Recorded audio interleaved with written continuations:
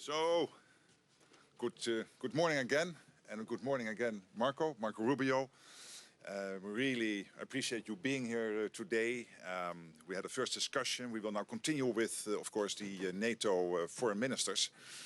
And the meeting will very much concentrate on a couple of issues also on your mind and the President's mind, which has to do with the defense spending. The good news is the money is now coming in. Defense spending is rapidly ramping up, building on the success of the The Hague summit. Tens of billions, and over the years there's hundreds of billions coming in. That also leads us to the question how to spend it, to make sure that it is spent well. And that brings us to the big issue of the defense industrial base, which is not producing enough. This is a problem in Europe, it is a problem in the US. And this will be a big issue at the Ankara summit. But there are huge opportunities here. We have to produce more to maintain our deterrence and defense, but there are also big in terms of the defense dividend, societal effects here in terms of jobs, new factories opening up, new production lines across the Atlantic, and even more fostering the transatlantic bond. And of course, Ukraine will be on the agenda today, making sure that Ukraine stays strong in the fight. And I again want to thank the United States for the fact that the critical flow of US military support to Ukraine in terms of, for example, the interceptors for Patriot systems continues to go, paid for by European and Canadian allies. And it is really vital for Ukraine to stay strong in the fight.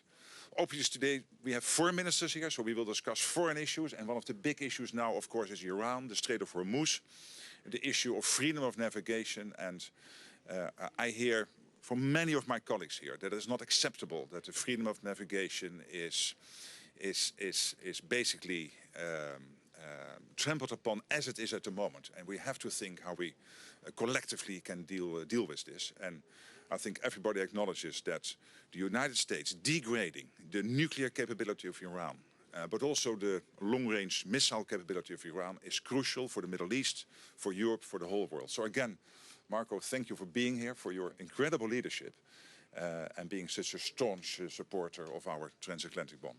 Well, thank you. First of all, thank you to this great country for hosting us. They've been phenomenal hosts. They've been great new members of NATO's, really model allies and great hosts. So it's a pleasure to be here. And it's always great to see you, Mark. And obviously, we're here to set the groundwork for what I think will be probably one of the more important leaders summit in the history of NATO. The President's views, frankly, disappointment at some of our NATO allies and their response to our operations in the Middle East are well documented. That will have to be addressed. That won't be solved or addressed today. That's something for the leaders level to discuss.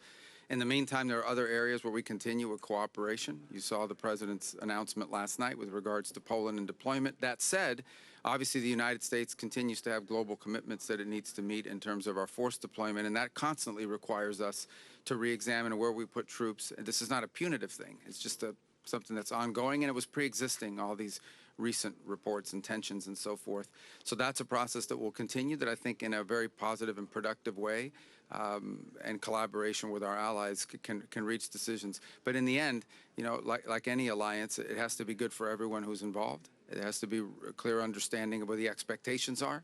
And so certainly we'll try to lay the groundwork for that. One of the areas where I think we definitely can cooperate on is the defense industrial base.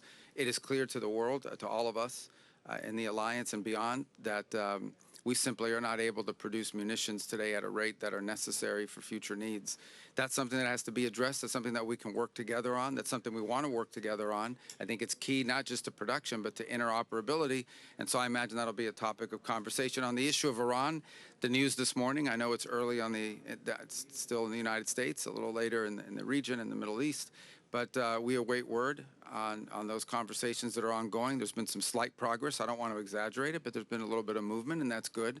The fundamentals remain the same. Iran can never have a nuclear weapon. It just cannot. This regime can never have nuclear weapons. And to achieve that, we're going to have to address the issue of enrichment. We're going to have to address the issue of the highly enriched uranium. And then added to this, of course, is the issue of the Straits. Iran is trying to create a tolling system. They're trying to convince Oman, by the way, to join them in this tolling system in an international waterway.